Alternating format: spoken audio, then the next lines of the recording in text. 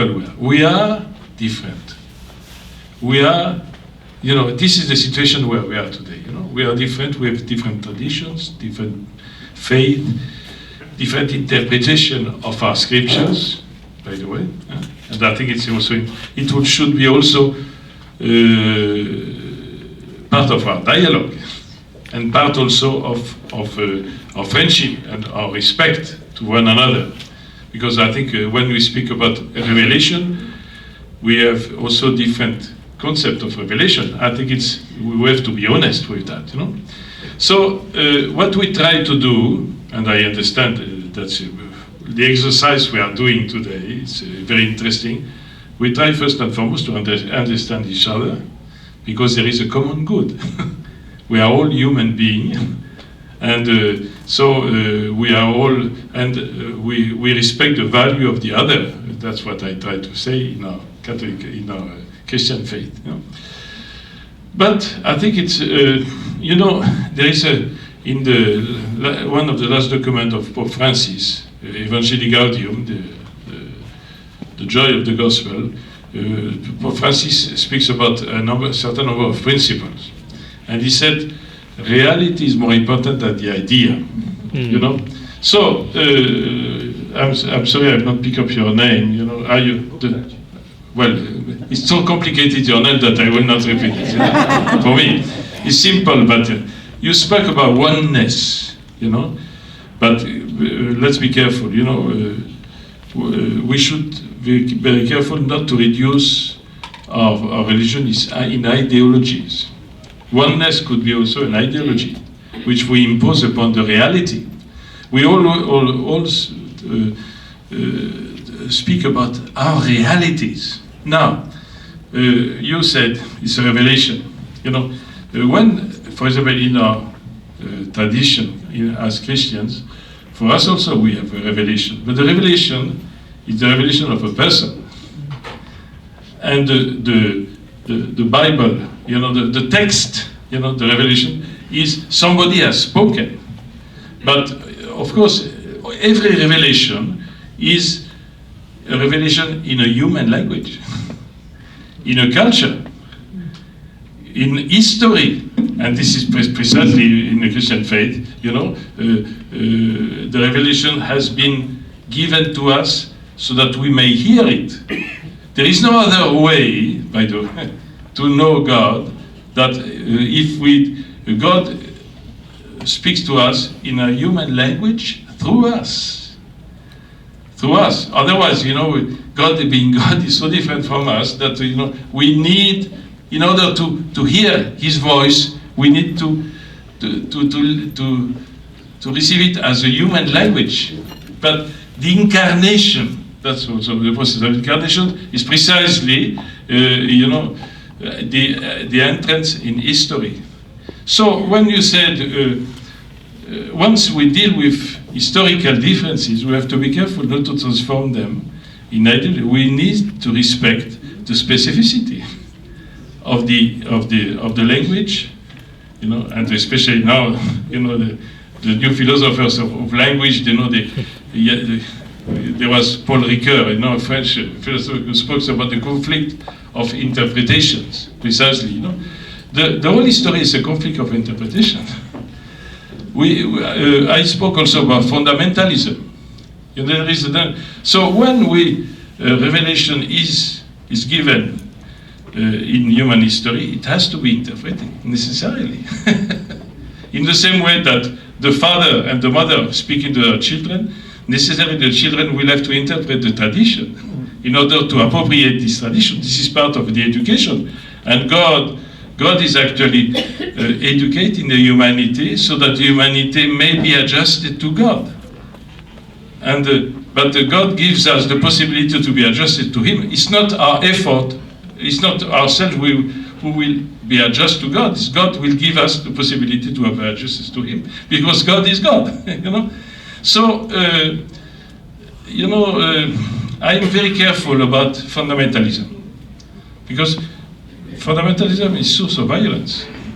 When we impose, a revelation, from our human point of view, then you put it as Only God is absolute. But He wants us to go towards Him. And the exercise we are doing ourselves, each one according to our own traditions, with the deep respect of the others, because the respect is important, is precisely this effort to go towards God.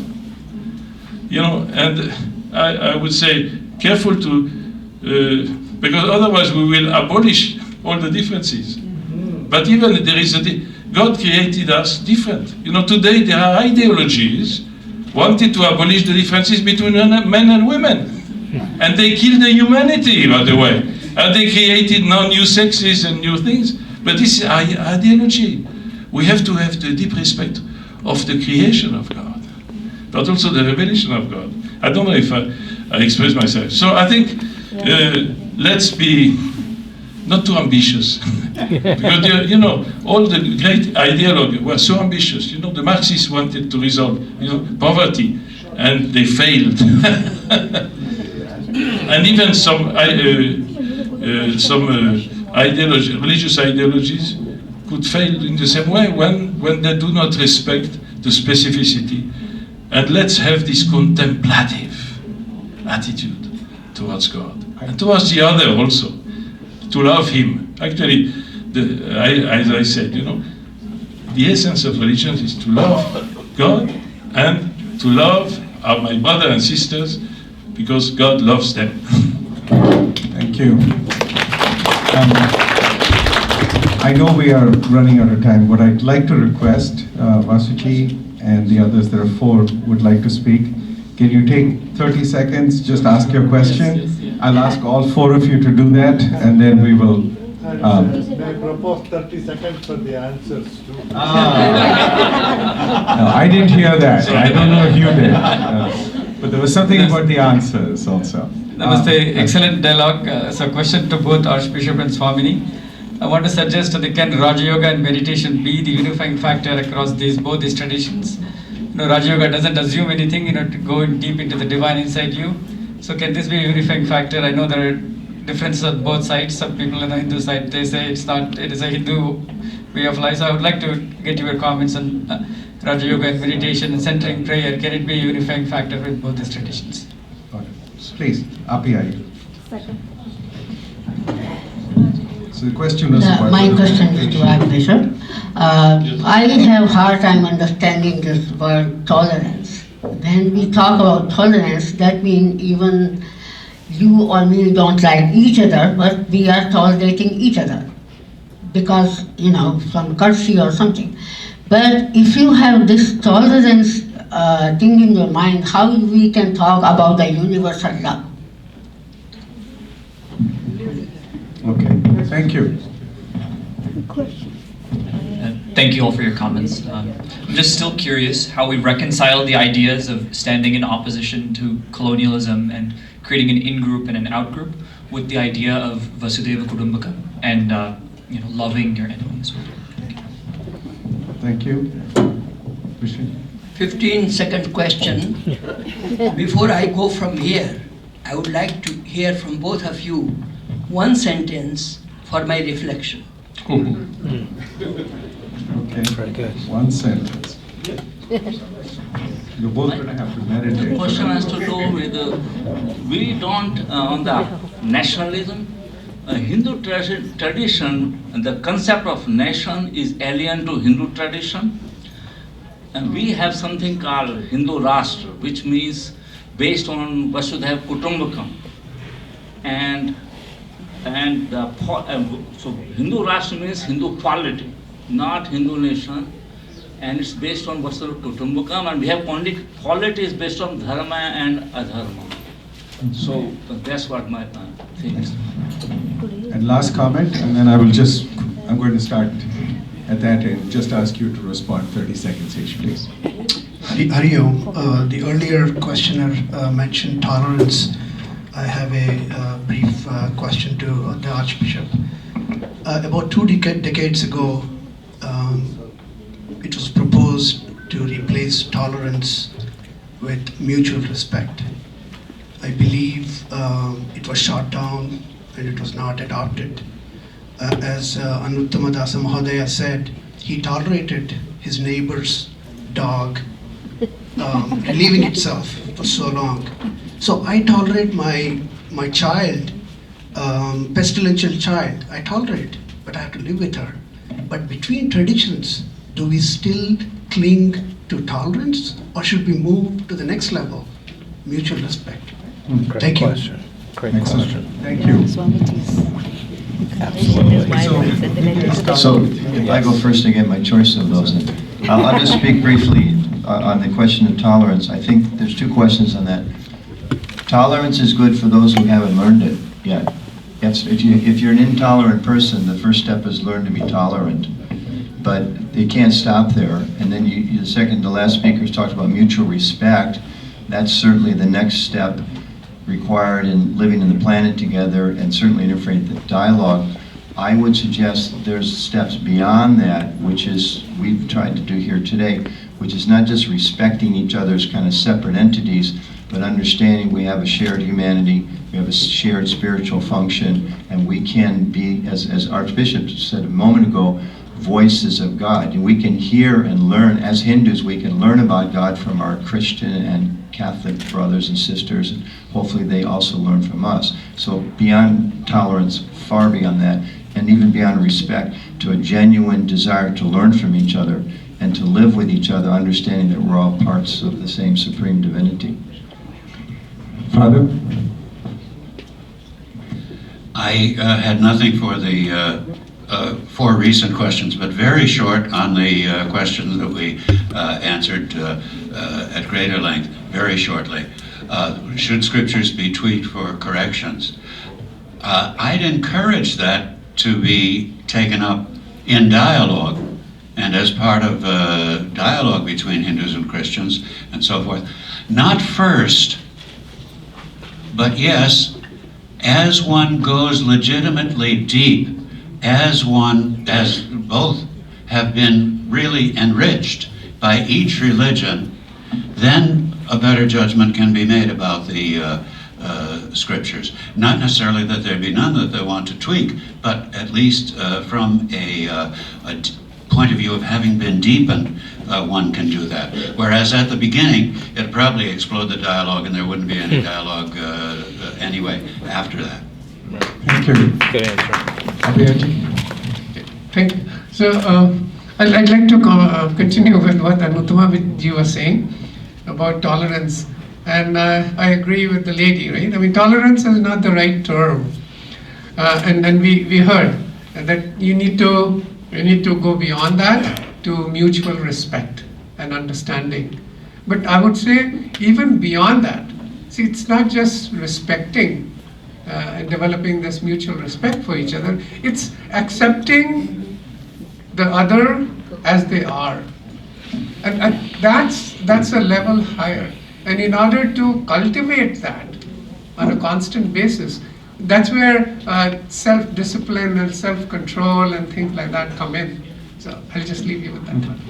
And now to the challenge that was posed to our keynote speakers, which is, can you leave us both with a sentence that is so profound and memorable that we will not forget? Archbishop? Well, before that, I would like also to add something about tolerance, because we live in a world which preaches tolerance, but if tolerance again becomes a kind of ideology, so we say we have to be tolerant, and tolerant of the other, but at times, don't touch the other. Tolerance is that, and there is something very important in humanity, in our life, it's we are all looking for the truth, but what is the truth? So what is the truth? So the search for the truth is actually the history of our life, we all desire the truth, and I cannot give up this research. For me, this is why what I am today, So I can tell you, when I listen to others, I examine. I am a very critical person. I'm not, well, maybe I'm stupid, you know, but, you know, I'm critical in the sense that I always ask me about myself, about others, is that the truth? Because I look for the truth, you know. But we live in a world where, you know, and especially, this is, you know, to be very concrete, in a family, for example, you know, because education is precisely helping your children, your students, you know, your disciples to discover the truth. But you know, if in education we say, you know, I am tolerant, so you say that, okay, I accept that. You say that the contrary, I accept that. And we, in a world which has made tolerance as an ideology, we fall into a kind of relativism which does not help us to grow as human beings. So I think be careful about the tolerance. This is why I like, you know, what you said. But even accepting the others is a very serious business. It's not just to be kind with the other because he's the other, you know. I think it's very important. We need to deepen our relationship. Otherwise, the humanity is impossible. And we live at the level of it. Okay, now the sentence. I would say, you know, this is part of the gospel. To love God and love the other. They are the same. Thank you. Swamini.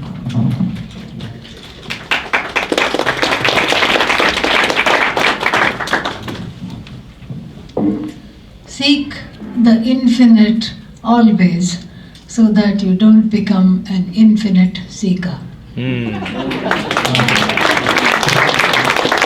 Father Bennington and Abhayasthana and Anupama Dasa, thank you so much for your contributions as well, and to our keynote speakers. Lunch is served at the back, restrooms are on the side. Oh, not yet? Okay, you've got it. There's one small interruption before lunch, but thank you, thank you, thank you.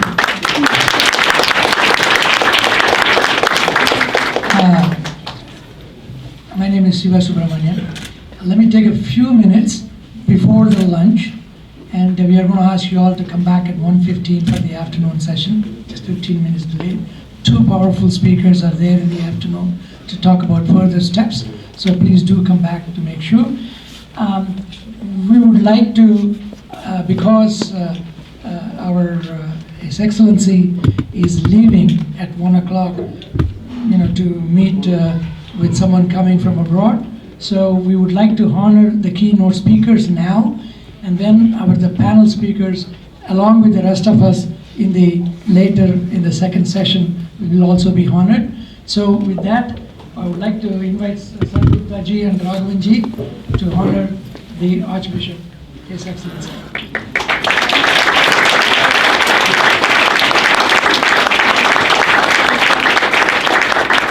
I would like to now invite Uma Patarazu, our chairperson of the Board of Trustees of Sri Siva Temple, to honor Swamini Ji.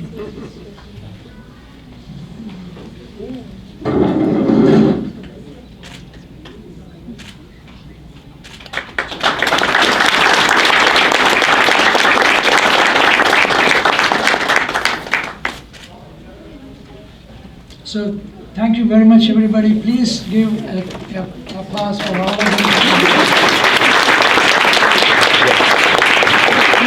So with that, lunch is served. Please talk among yourselves after taking the lunch, not just sit with your own friends, sit with everybody else, and then maybe the other, you can see, then sit and talk. So let us do that at 1:15. The clock is here, we want to get back to you. Thank you again.